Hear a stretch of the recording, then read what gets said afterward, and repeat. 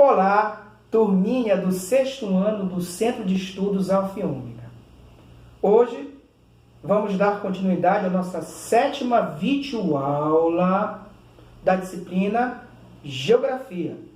E vamos trabalhar hoje 5 tópicos muito importantes, que são eles: saber diferenciar tempo de clima, estudar as massas de ar, principalmente as atuantes no território brasileiro. Também, um terceiro tópico importante, estudar as frentes frias e quentes.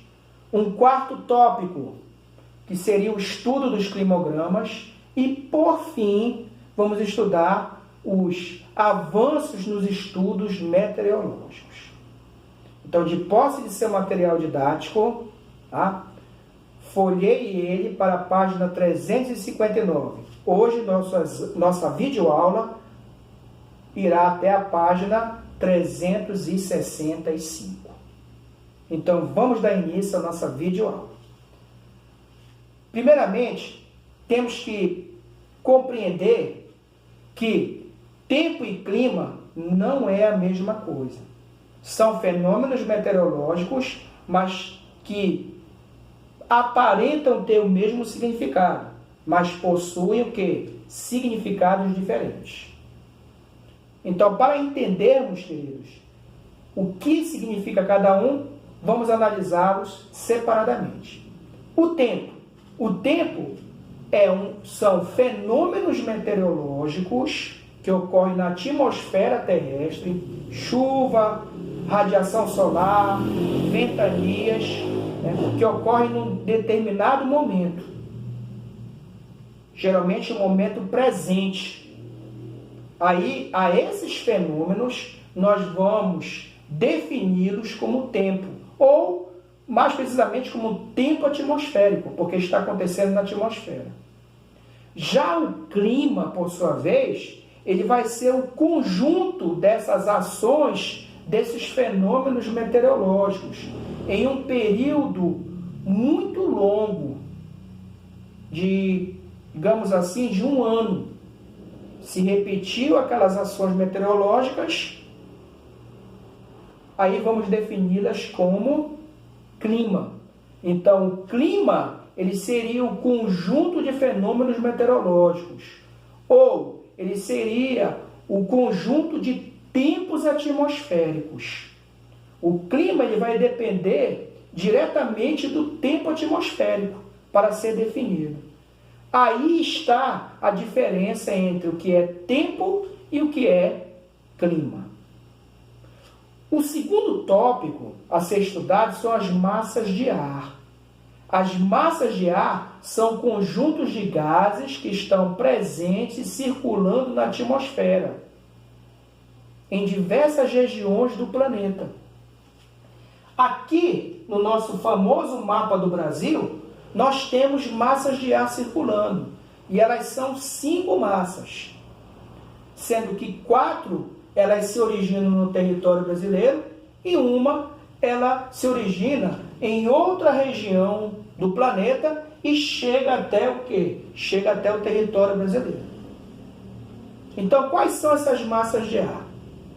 A primeira delas é a massa continental equatorial, ou massa equatorial continental, como está no teu livro didático. Tá? Ela se origina no continente e vai em direção ao oceano.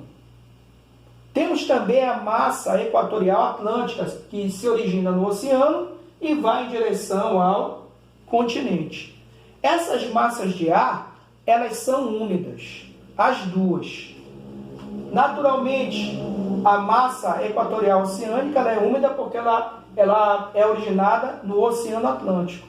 E a massa equatorial continental, ela é úmida pela presença de grande quantidade de rios na região amazônica e também pela presença da maior cobertura vegetal do planeta, que é a floresta amazônica, que realiza o processo de evapotranspiração, promovendo na atmosfera uma grande concentração de umidade, e que é transformada em chuvas.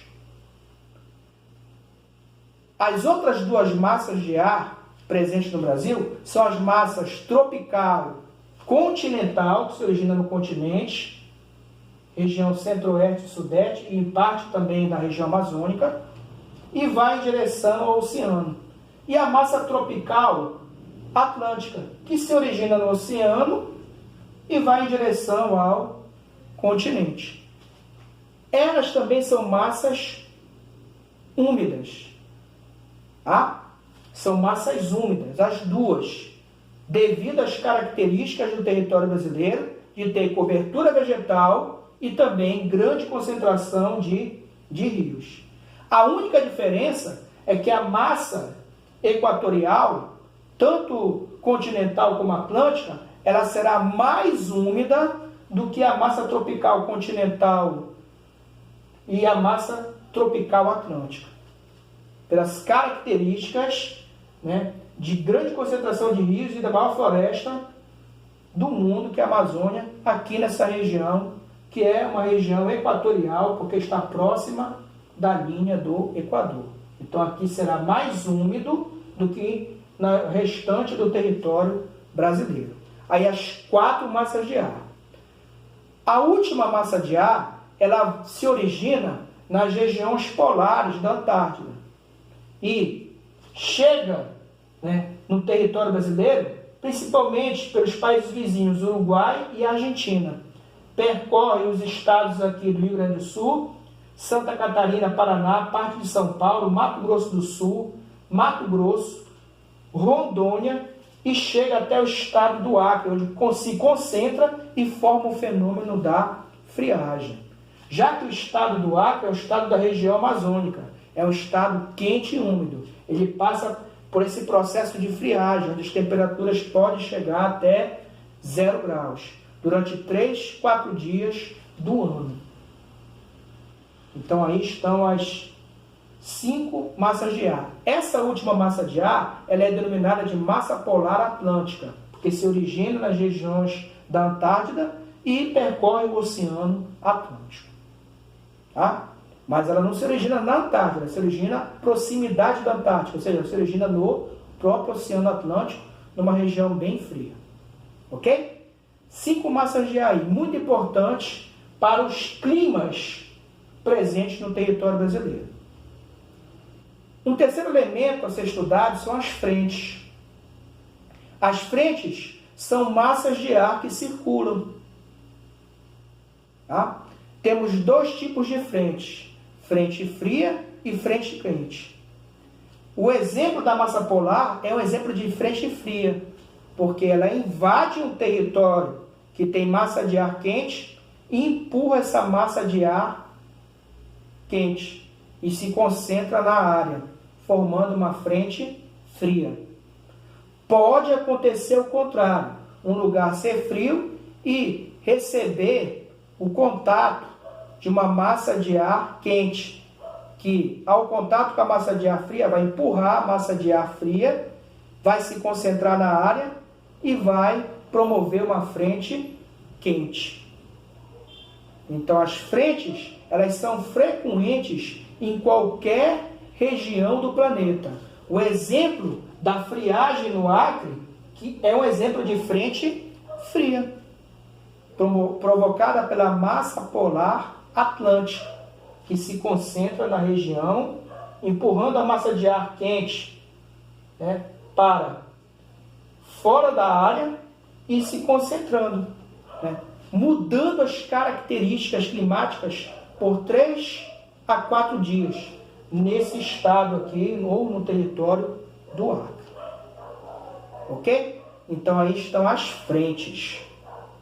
Um quarto tópico são os climogramas, né, que são uns gráficos que estão aí na tua página 361, aonde você tem as informações do teu lado esquerdo, né, dos níveis de precipitações medidos em milímetros, do lado esquerdo, e do lado direito está os índices de temperaturas, medidos em graus Celsius. Abaixo, você vê as siglas dos meses do ano, de janeiro a dezembro. As áreas pintadas de azul, nesses gráficos, elas representam os índices de chuvas ao longo do ano e em cada mês do ano. Enquanto que a linha traçada horizontal, né, ela é a medida de temperatura. Se essa linha tiver uma curva no formato de um U de cabeça para baixo, isso quer dizer que essa região que está sendo analisada, ela tem uma grande variação de temperatura. O gráfico sempre ele é analisado da esquerda para a direita. Então, se a curva é muito grande, isso quer dizer que a temperatura está se elevando até um dado momento, até um dado ponto. E que depois ela vai o quê? Ela vai sofrer uma variação de queda. Então, ela aumenta do lado esquerdo e diminui do lado direito. É dessa forma que devemos analisar os climogramas. Quando a linha ela possui pequenas oscilações, isso quer dizer que a temperatura não varia muito. Não há um aumento drástico e nem uma redução drástica de temperatura. Mas isso não está relacionado com maior quantidade ou menor quantidade de chuvas. Está relacionado com as características presentes em cada lugar do planeta, que são diferentes. Ok? Então, isto aí é o estudo do climograma. Ok? E por fim, nós temos o estudo das previsões do tempo, nas páginas 364 e 365, aonde ele te dá ali informações de vários estudos que são realizados para determinar os climas no mundo, utilizando vários equipamentos tecnológicos avançados, radares, satélites, boias meteorológicas, aparelhos terrestres como pluviômetros, barômetros, termômetros, que são medidos por computadores de alta geração e alta tecnologia, né, com capacidade de padronizar, né, de calcular essa variação, né, meteorológica presente no mundo, que há décadas atrás ela era realizada a cada 3 horas, e agora ela pode ser calculada a cada 15 minutos. Aviões, navios comerciais, né, aviões e navios militares, locais, né, de aeroportos, eles calculam, né, essa variação meteorológica, né? Quando vai chover, quando vai ter uma ventania, quando pode ter um ciclone, um furacão, tudo isso já é o que? Calculado, né, com uma certa precisão por esses aparelhos tecnológicos. E evitam tragédias e acidentes, muitas vezes, né, que poderiam ocorrer e, através desses estudos, acabam sendo evitados. Então, queridos do 6º ano, neste momento, terminamos a nossa videoaula, tá? E eu espero que todos os tópicos aqui abordados tenham sido, de alguma forma, compreendidos por vocês. Peço a vocês que, se possível, assistam essas videoaulas várias vezes, tá? Para poder compreender melhor os tópicos. Temos uma atividade aí nas páginas 362 e 363 de teu material didático. Ok? Professor Kleber mais uma vez agradece a essa presença em mais uma videoaula. Deixo um grande abraço a cada um de vocês, sempre com a recomendação de continuar a se cuidar, ok? E fazendo o convite para a nossa próxima videoaula. Então, queridos, mais uma vez, muito obrigado e até logo. Tchau!